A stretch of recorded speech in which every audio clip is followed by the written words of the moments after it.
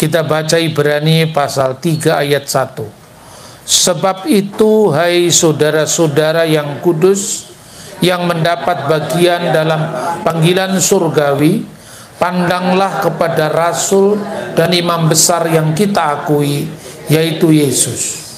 Matius pasal 10 ayat 5 dan 6. Ke-12 murid itu diutus oleh Yesus dan ia berpesan kepada mereka, janganlah kamu menyimpang ke jalan bangsa lain atau masuk ke dalam kota orang Samaria, melainkan pergilah kepada domba-domba yang hilang dari umat Israel. Lukas 10 ayat 1. Kemudian daripada itu Tuhan menunjuk 70 murid yang lain, lalu mengutus mereka berdua-dua mendahuluinya ke setiap kota dan tempat yang hendak dikunjunginya. Amin. Saudara-saudara yang terkasih di dalam Tuhan, di dalam Ibrani pasal 3 ayat 1 itu Yesus disebut Rasul dan Imam besar yang kita akui. Lalu di dalam Matius dan Lukas yang kita kutip tadi, Yesus yang disebut Rasul itu mengutus 12 Rasul dan 70 murid. Nah, tanpa memahami konteks, akar budaya dan sejarah Israel, kita akan kadang-kadang bingung. Pertama, ketika iman Kristen banyak diteror oleh saudara-saudara polemikus Muslim yang mengukur iman Kristen dari ukuran mereka, dan kita mau-mau saja meladeninya, padahal kita tidak tahu perbedaan konteks antara dua agama yang sangat berbeda. Memang sama-sama ada nabi, sama-sama ada rasul, tapi maknanya berbeda. Definisi saja belum sama, bagaimana kita mau menyamanyamakan dalam sebuah perdebatan. Akhirnya kekristenan terus menjadi bahan bulian. Yesus itu kan rasul, dipahami secara Islam. Masa rasul kok mengutus rasul? Ya kan? Padahal konteksnya ini mesti kita paham dulu. Rasul dan nabi dalam Islam, meskipun sama-sama memakai istilah yang seakar dari bahasa Ibrani dan Arab, namun maknanya jauh berbeda. Sama-sama memakai kata Alkitab, Injil, Taurat, tapi maknanya berbeda. Yahudi dan Kristen, sekalipun pada akhirnya kesimpulannya berbeda. Kesimpulan dalam apa? Dalam penggenapan nubuat-nubuat Taurat dan kitab para nabi. Kita orang Kristen percaya bahwa semuanya sudah fulfillment, sudah genap, digenapi di dalam Yesus Kristus sebagai Yeshua HaMashiach, sang penyelamat itu. Tapi Yahudi masih menunggu Mesias mereka. Namun istilah-istilah, paham pewahjuan, kitab yang dijadikan rujukan sama, yaitu Perjanjian Lama. Sementara Islam tidak. Islam mengenal yang namanya Taurat, tapi bukan Taurat yang kita miliki ini. Taurat yang kita miliki ini dari kitab Bereshit, Elishemot, Wajikra, Bamidbar, sampai Elehadivarim. Kitab Kejadian, Keluaran, Imamat, Bilangan, Ulangan, itu sama dengan Tauratnya Yahudi. Begitu juga kitab nabi-nabi. Seluruh perjanjian lama Kristen itu kitab Tanaknya Yahudi. Tanak itu singkatan dari Torah, Nevim, Ketubim. Hanya penggenapannya yang orang Yahudi menolaknya dalam Yesus. Karena itu mereka menolak perjanjian baru. Tapi perjanjian lamanya sama. Kalau Islam definisi wahyunya beda. Taurat itu kitab yang diturunkan kepada Nabi Musa, digambarkan seperti Muhammad menerima Quran yang didiktekan oleh malaikat Jibril. Begitu juga dibayangkan untuk Musa, untuk Yesus, untuk Daud, berkenaan dengan kitab Taurat, Zabur, dan Injil. Padahal tidak seperti itu. Misalnya paham Yahudi tentang pewahyuan. Dibra Torah Kileson Bene Adam. Taurat itu berbicara kepada kita dalam bahasa manusia. Maka ketika orang Yahudi melihat, maka matilah Musa di sana. Ulangan pasal 34 ayat 5. Tidak bingung. Sementara orang Muslim yang mengukur dari ukurannya tadi, mengejek kita dan mengatakan, loh, katanya Taurat ditulis oleh Musa. Masa Musa menulis kematiannya sendiri? Karena mereka membayangkan Taurat itu kitab yang turun didiktekan malaikat kepada Musa, padahal tidak ada pandangan seperti itu. Dalam pandangan Yahudi, Taurat berbicara dalam bahasa manusia. Karena itu yang nulis kematian Musa itu bukan Musa, yang nulis Yosua. Sebelum Musa meninggal, Musa menumpangkan tangannya atas Yosua. Itu artinya penerusan tongkat estafet. Maka sekalipun Musa tidak melihat tanah perjanjian, tapi Yosua lah yang menuntaskan perjalanan menuju ke tanah perjanjian. Ini perbedaan konsep. Begitu juga soal rasul dan nabi. Dalam Islam, salah satu definisi pembedaan rasul dan nabi adalah nabi setiap orang yang menerima firman-firman Allah, wahyu-wahyu Allah, tapi tidak wajib menyampaikannya kepada umat. Kalau rasul adalah orang yang menerima wahyu Tuhan, wahyu Allah, firman-firman Allah, namun wajib menyampaikannya kepada umat manusia. Jadi rasul itu sudah pasti nabi, nabi belum tentu rasul. Definisi seperti ini tidak dikenal dalam Yahudi, tidak dikenal dalam Kristen. Karena itu ketika diterapkan langsung, mereka mengejek kita.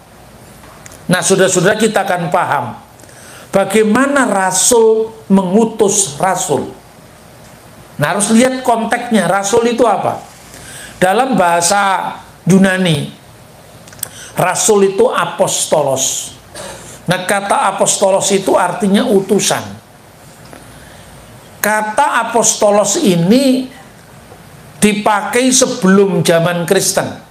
Ketika Alkitab kita diterjemahkan dalam bahasa Yunani yang dikenal Septuaginta. Dari kata Ibrani saliyah. Makanya kalau kisah para rasul itu bahasa Ibraninya Sefer Maase Haselihim, kitab perbuatan dari rasul-rasul. Selah bahasa Aram, Salehim. Itu maknanya apa? Maknanya adalah utusan, sama dengan istilah Arab utusan.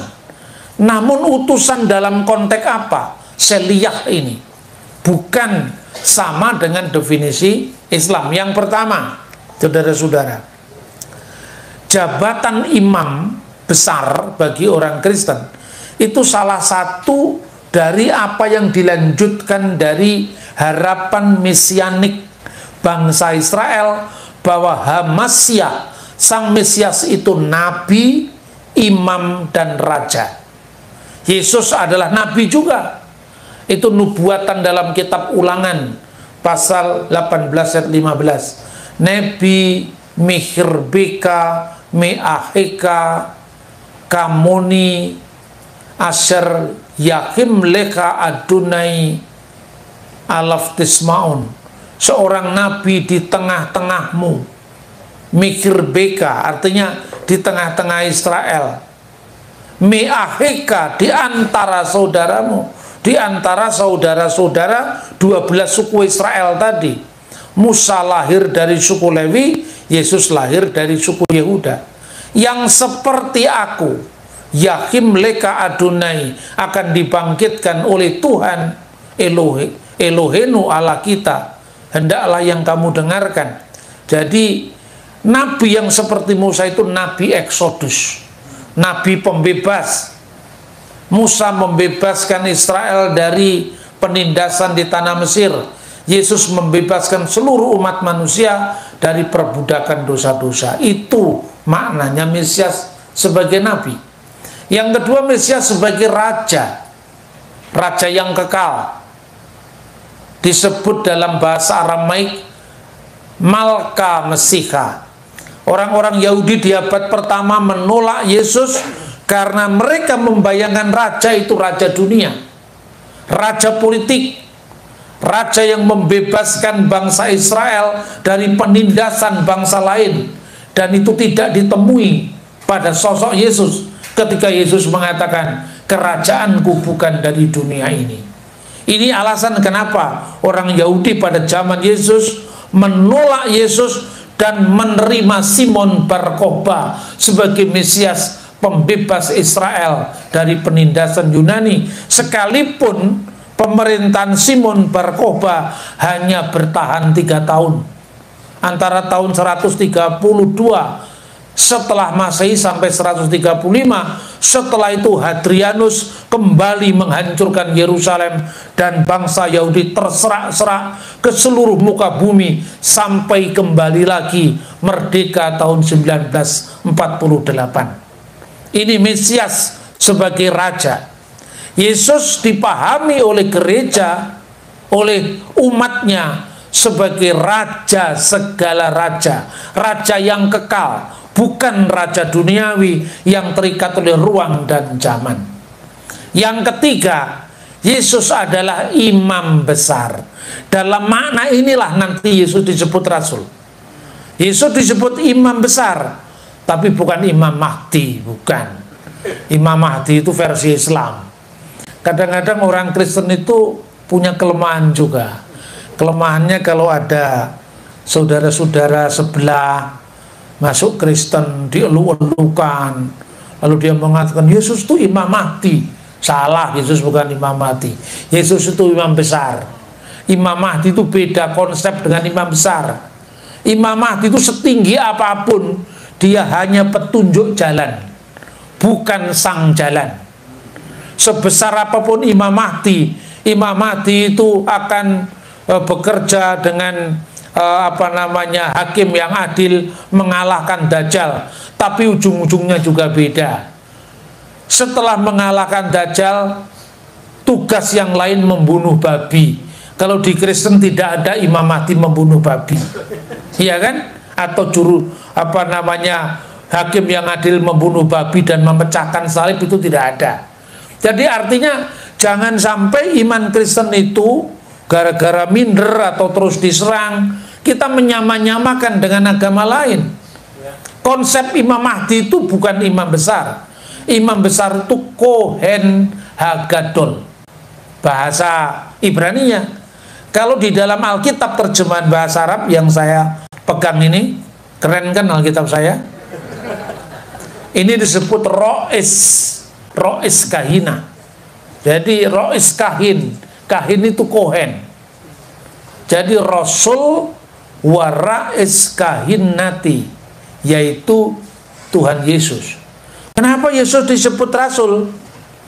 Pertama, sekarang jawaban pertama, kenapa Rasul kok mengutus Rasul gitu kan? Yesus disebut Hasaliyah, Sang Rasul, satu-satunya Rasul. Dan murid-muridnya disebut Salihim, Rasul-Rasul, kata jamak. Kenapa? Rasulnya Yesus jumlahnya 12. Itu bukan kebetulan. Karena gereja itu Israel baru, maka gereja seperti jumlah Israel yang jumlahnya 12 suku.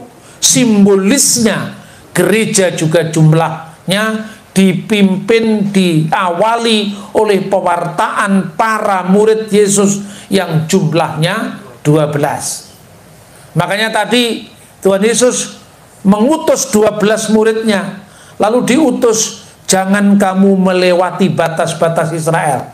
Jangan kamu menyeberang ke Samaria. Karena apa? Prioritas 12 rasul itu 12 suku Israel dahulu.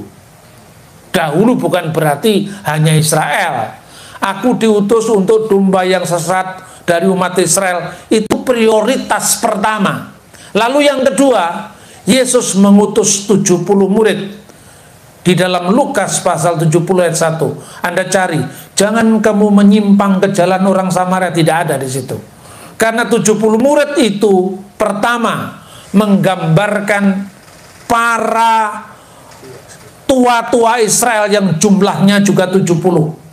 Kita bisa membacanya pada Alkitab ya, pada Bilangan pasal 11 ayat 16. Lalu berfirmanlah Tuhan kepada Musa, kumpulkanlah di hadapanku dari antara para tua-tua Israel 70 orang yang kau ketahui menjadi tua-tua bangsa dan mengatur pasukannya. Kemudian bawalah mereka ke kemah pertemuan supaya mereka berdiri di sana bersama-sama dengan engkau.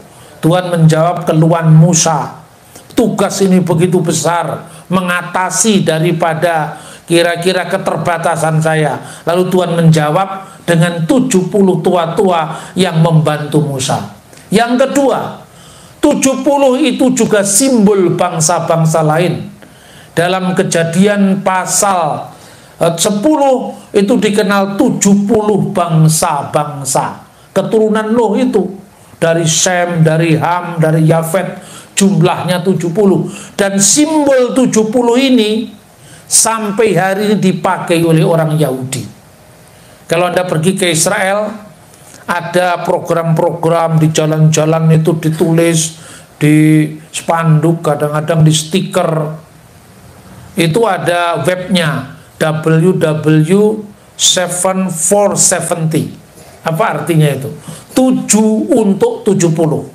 7 itu maksudnya 7 hukum Nuh untuk 70 bangsa-bangsa. Sekalipun jumlahnya bangsa sekarang tidak hanya 70, ya kan? Tapi 70 itu simbol seluruh bangsa-bangsa, bukan Yahudi. 7 hukum Nuh itu bagi orang Yahudi adalah bangsa-bangsa lain. Ini tidak berlaku hukum Musa.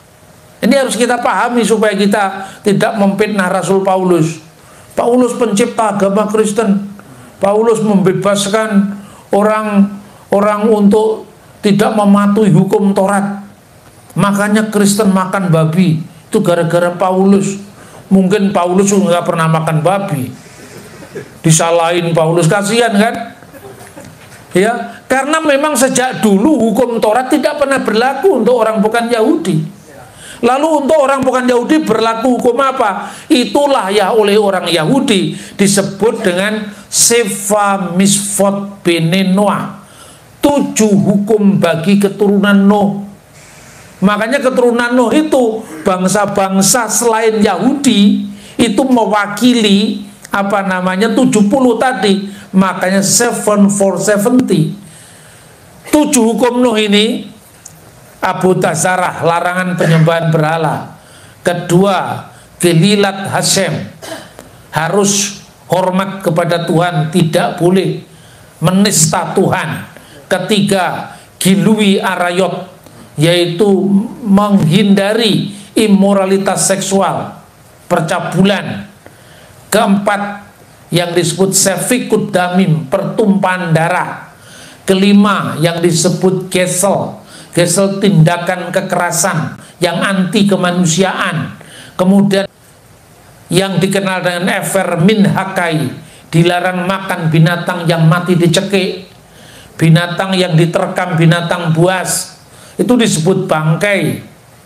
Makanya dalam kitab Imamat, bangkai boleh dikasih kepada bangsa lain, bukan bangkai busuk yang dikasih, bukan. Artinya binatang yang disembelih secara di luar hukum Yahudi. Kenapa dibolehkan kepada bangsa lain? Lah karena bangsa lain punya agama sendiri. Alkitab justru menjamin kebebasan beragama. Kan luar biasa itu. Itu jauh sebelum deklarasi HAM muncul. Alkitab sudah mengenal yang namanya pluralisme hukum. Boleh kau jual kepada orang asing. Karena orang asing tidak tunduk kepada hukum Taurat. Makanya Paulus mengatakan, kamu kalau disuruh makan ini binatang yang dipersembahkan kepada berhala, jangan kamu makan. Karena saudaramu yang lemah iman jadi tersandung. Tapi 1 Korintus pasal 10, kalau kamu ke pasar beli daging, tidak usah ditanya silsilahnya yang menyembelih siapa, tidak usah ditanya disembelih atas nama apa, beli aja, itu higienis itu. Di ajaran Kristen itu paling masuk akal kan.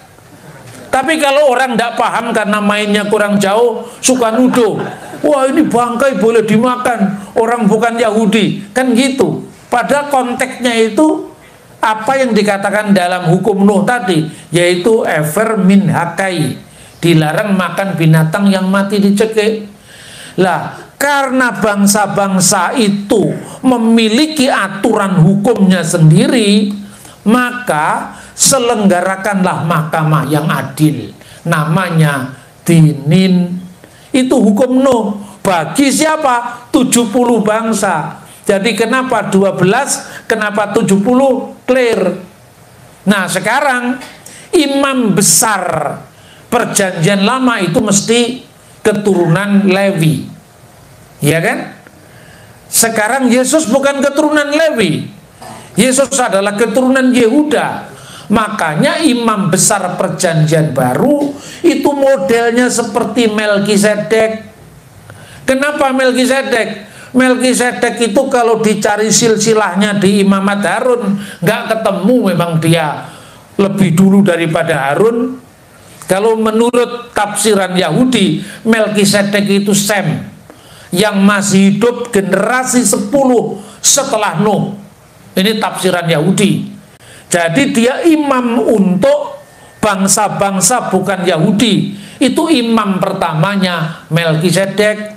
Makanya kalau menurut ukuran hukum Musa, tidak berbapak, tidak beribu, tidak bersilsilah. Kenapa? Karena silsilah bapaknya tidak ada, ibunya tidak ada. Karena memang dia hadir sebelum zamannya Musa. Bukan berarti Melkisedek itu tidak punya bapak beneran, nggak punya ibu beneran. Ini konteksnya apa?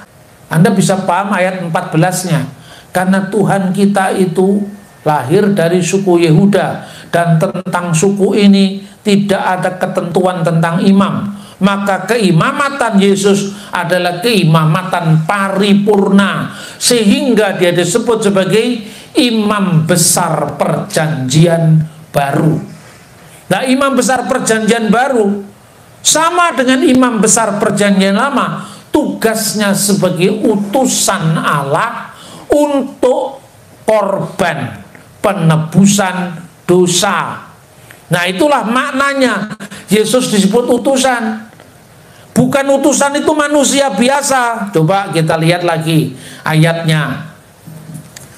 Karena kalau kita menyamakan iman kita dengan agama lain, ya kita bingung sendiri. Coba kita baca ayatnya.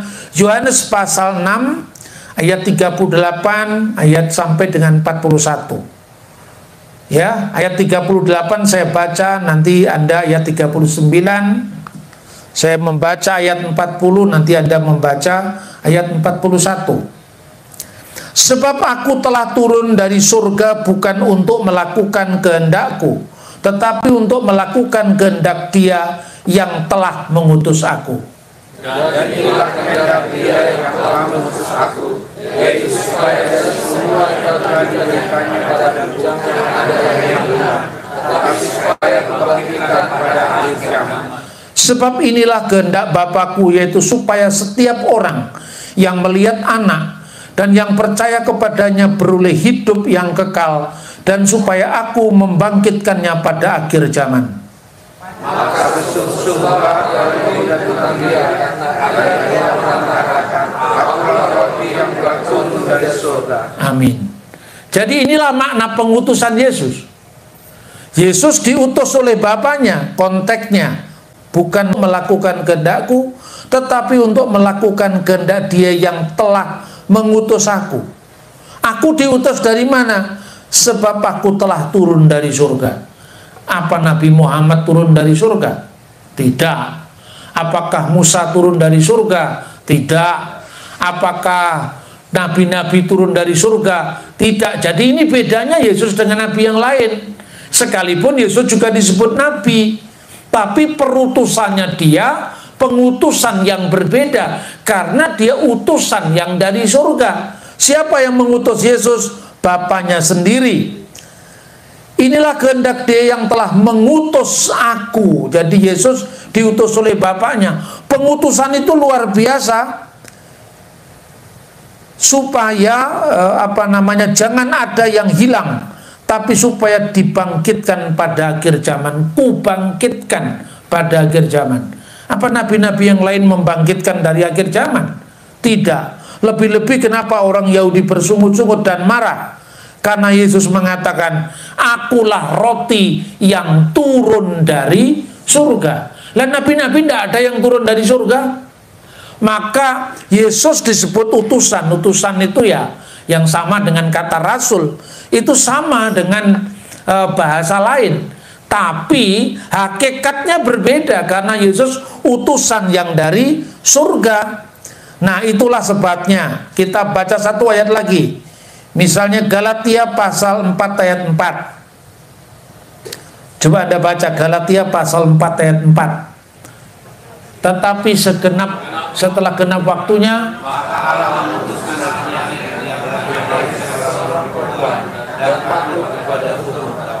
apakah nabi-nabi anaknya? Kan bukan, ya kan? Hanya Yesus yang adalah anaknya yang tunggal. Setelah genap waktunya. Di dalam bahasa Arab itu terjemahan ya, sama-sama terjemahan. Walakin lama ja'a mil'ud zaman. Setelah genap zamannya, setelah tama, setelah sempurna zamannya, arsalallahu, arsala itu nantinya masdarnya rasul, telah diutuslah oleh Allah, arsalallahu abnahu, putranya. Nah, nabi-nabi kan bukan putra Allah dalam pengertian putra tunggal, ya kan? Daud disebut anak, iya, tapi bukan anak dalam pengertian dia firman yang menjadi manusia. Hanya Yesus yang disebut monogenes theos, anak Allah yang tunggal. Lalu anak ini dilahirkan, tapi sebelumnya sudah ada. Di mana? Di surga. Dilahirkan untuk apa? Mauludan min imra'atin, lahir dari seorang perempuan. Kenapa dikatakan lahir dari seorang perempuan? Bahasa aslinya sesungguhnya gunaikos. Kenapa disebut gunaikos? Penggenapan dari Kejadian pasal 3:15. Keturunan perempuan ini akan meremukkan kepala ular, dan ular akan meremukkan tumitnya. Itu saat apa itu? Penyalipan. Makanya perempuan di sini maknanya adalah penggenapan dari Kejadian pasal 3 ayat 15. Lah untuk apa dia datang dilahirkan oleh perempuan? Mauludan tahta namus. Dia dilahirkan untuk tunduk pada hukum Taurat. Makanya Yesus disunat umur 8 hari karena untuk memenuhi Taurat. Tapi 8 hari ini yang disebut Brit Milah, sunat perjanjian. Usianya 8 hari. Kami lebih setia pada ajaran Yesus karena kami disunat. Orang Kristen tidak disunat, kan itu kan?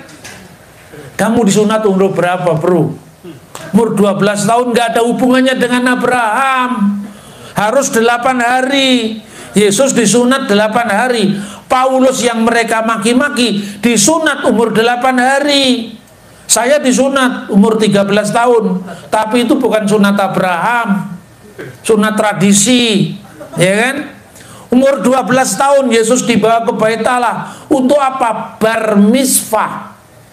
Dia tunduk pada Taurat dulu untuk menggenapi Taurat, karena dia orang Yahudi, makanya lahir dari seorang perempuan dan tunduk kepada hukum Taurat. Yesus muncul di depan umum usia 30 tahun. Lalu usia 12 sampai 30 kemana? Ini mainnya kurang jauh lagi. Jangan mencari sweet 17 pada kehidupan orang Yahudi pada zaman Yesus. Sweet 17 itu budaya orang bule, tidak ada itu di Israel. Karena apa? Kitab Bilangan pasal 4, kumpulkanlah orang-orang Israel antara umur 30 sampai 50 tahun. Kenapa 30 sampai 50 tahun? Dia bertugas di kemah suci. Jadi kalau usianya belum 30, belum boleh pelayanan di kemah suci. Sampai 50 tahun, karena 50 tahun itu usia memberi nasihat, kematangan usia. Makanya ketika Yesus mengatakan Abraham melihat hariku dan dia akan bersuka cita karena ia telah melihatnya, apa reaksi orang Yahudi? Umurmu belum sampai 50 tahun, bahkan engkau belum waktunya memberi nasihat, bagaimana engkau katakan seperti itu? Ini semua berkaitan, bukan sekedar kebetulan, ya kan? Umur 50 tahun. Kemudian umur 60 tahun itu usia tua. 70 tahun bagi kebudayaan orang Yahudi itu usia manusia. Maka kalau manusia itu usianya cuma 70 tahun sejak zaman Musa itu. Kalau kuat 80 tahun. 80 tahun itu tambahan usia. 90 tahun itu usia mulai bungkuk. 100 tahun seolah-olah mau mati dan meninggalkan dunia ini. Itu ada di dalam budaya Yahudi. Dalam Talmud namanya Traktat Pirkei Avot 1. Itu semua bisa dibuktikan. Tapi orang sudah terlanjur sombong dulu, ya kan? Kami disunat, kalian tidak disunat. Paulus membatalkan sunat. Di mana Paulus membatalkan sunat bagi Yahudi? Itu dalam Galatia. Yang dilarang sunat itu kan Titus. Titus kan orang Yunani. Orang Yunani tidak pernah berlaku brit milahnya Musa. Tapi Rasul Paulus di dalam Kisah Rasul 16 menyunatkan Timotius. Artinya apa? Artinya bahwa yang Yahudi berlaku hukum Musa, yang bukan Yahudi berlaku hukum Nuh tadi. Itulah makna angka 70. Selain 70 itu adalah 70 tua-tua Israel. 70 itu artinya bangsa-bangsa. Dan untuk 70 Rasul Yesus, 70 murid Yesus, tidak perlu dikatakan jangan kamu menyimpang jalan kepada orang Samaria. Universal. Dan nanti kedua-duanya juga akhirnya universal ketika Yesus sudah dibangkitkan, di mana tidak ada lagi perbedaan Yahudi dan bukan Yahudi, laki-laki, perempuan, budak maupun merdeka, semua dipersatukan dalam satu payung, yaitu gereja yang satu, kudus, katolik, dan apostolik. Gereja yang satu, kudus, am, dan rasuli. Nah itu saudara-saudara. Lalu kita lanjutkan ayatnya. Maliaki pasal 3 ayat 1. Lihat, aku menyuruh utusanku supaya ia mempersiapkan jalan di hadapanku. Dengan mendadak Tuhan yang kamu cari itu akan masuk ke baitnya. Malaikat perjanjian yang kamu kehendaki itu sesungguhnya ia datang, firman Tuhan semesta alam. Dengan mendadak Tuhan yang kamu cari itu akan masuk ke baitnya. Lihat, aku menyuruh utusanku. Ini bahasa aslinya hineni saliyah malaki. Nah di sini digunakan kata-kata saliyah dan malak. Malak itu maknanya lebih dari sekedar malaikat. Nah ini juga malaikat itu sebetulnya kata jamak, tapi gara-gara Quran, gara-gara bahasa Arab Quran maksudnya, maka kata malaikat kadang-kadang diterapkan juga untuk yang tunggal. Malaikat Jibril, malaikat itu sebetulnya bentuk jamak. Kalau dalam Alkitab bahasa Arab itu ya Jibril al-Malak, Jibril sang utusan. Kalau malaikat itu jamak. Itu gara-gara misalnya dalam Quran ketika misalnya malaikat menampakkan diri kepada Maria, memberi kabar gembira kedatangan Yesus, bunyinya tetap jamak. Idzqolatil malaikatu ya Maryam innallaha yubasyiruki bikalimati min husmuhul masih Isa ibnu Maryam wajihan fid dunya wal akhirati wa minal muqarrabin. Misalnya di sini, berkatalah malaikat ya Maryam, berkatalah malaikat, idzqolatil malaikat ya Maryam. Kalau dalam Alkitab bahasa Arab selalu kalau Jibril muncul ya Jibril al-Malak, bentuk tunggal. Tapi ya sudahlah, memang beda ya beda, tidak usah dipersoalkan. Tapi yang ingin saya sampaikan itu, jangan mengukur agama orang dari ukuranmu. Kita pun juga tidak pernah mengukur orang Hindu dari ukuran kita. Itulah kunci perdamaian, itulah kunci saling hormat menghormati. Jangan yang kedua sok tahu. Wah, ini kalau begitu Yesus itu rasul, rasul kok mengutus rasul. Terus dinyanyikan dengan ejekan, rasul mengutus rasul. Nah itu kan juga tidak bijak seperti itu, ya kan? Nah kita perhatikan di dalam Maleaki ini dikatakan apa sih makna ayat ini? Sebetulnya ayat ini maknanya nubuatan mesianik. Jadi yang disebut dengan malak di sini atau Salih Malaki, yaitu utusanku. Utusanku ini Mesias sebetulnya. Dan kemudian dikatakan supaya ia mempersiapkan jalan di hadapanku. Dengan mendadak atau dengan tiba-tiba Tuhan yang kamu cari itu akan masuk ke baitnya. Perhatikan, masuk ke bait Allah. Berarti tafsiran tentang Saliyah, ya, sang rasul ini terkait dengan kata malak ini juga itu berkaitan dengan ritus bait suci. Ritus bait suci itu puncaknya, pemimpinnya siapa? Imam besar. Yesuslah imam besar perjanjian baru.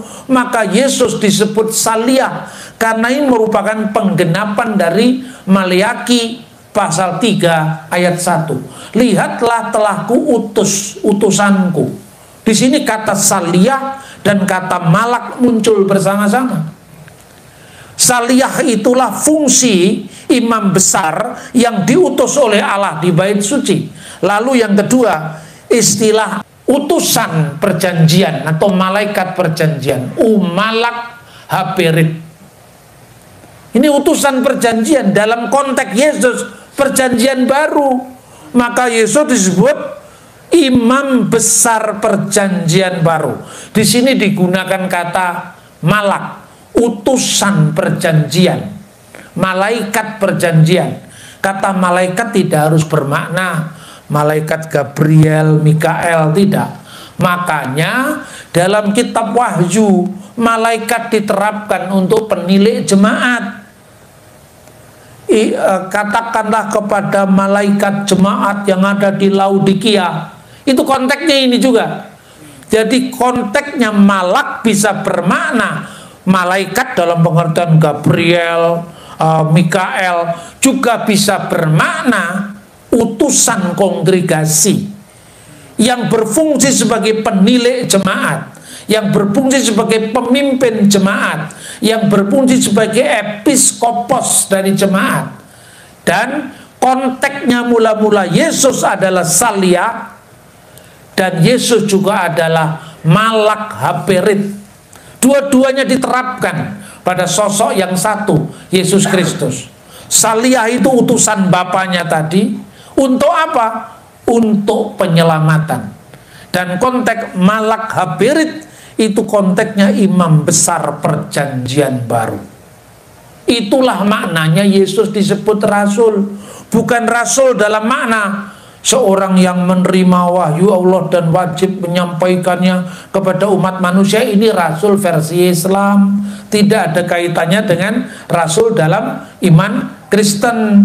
Dan Yahudi pun juga, karena dalam Yudaisme ini akarnya kekristenan. Soal kemudian orang Yahudi modern tidak percaya atau belum percaya, ya kita doakan saja dan kita jelaskan secara teologis. Kristen tidak pernah ngarang-ngarang Ini penggenapan dari perjanjian lama. Seluruh yang kita imani itu bukan sesuatu yang kita reka-reka sesuai dengan keinginan kita, tidak. Tapi bisa kita buktikan by data. Ini maknanya kenapa Yesus disebut sebagai imam besar perjanjian baru.